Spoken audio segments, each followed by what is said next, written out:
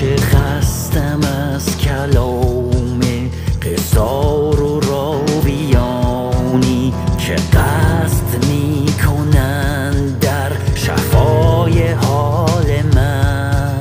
تاریکم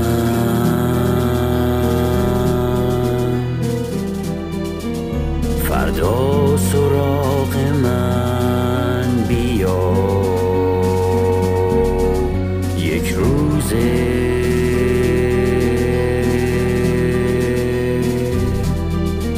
زیبا سراغ من بیا.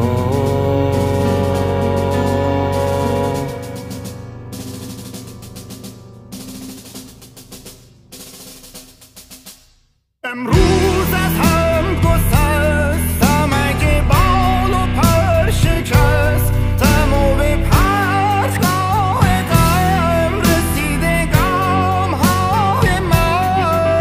چو غرق خاطراتم و غریق بی نجاتم و بی خواب و زاب راهم و طوفان حال من.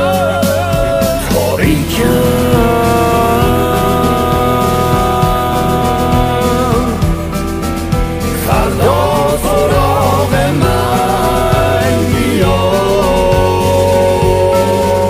یک روزه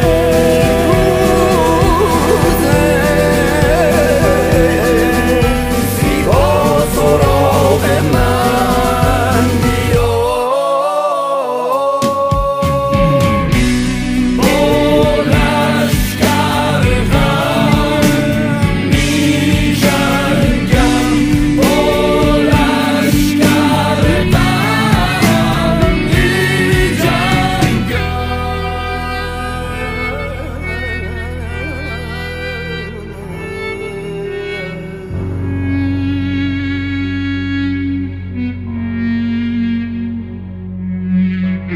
دست میزنم، پا میزنم، دل رو به دریا میزنم. گاهی به پس، گاهی به پیش، گاهی هم در جا میزنم. دست میزنم، پا میزنم، دل رو به دریا میزنم. گاهی به پس، گاهی به پیش، گاهی هم در جا میزنم. نمیشه راه بی پیچ و خم، نمیشه آرزوی کم، نداریم آرزوی کم.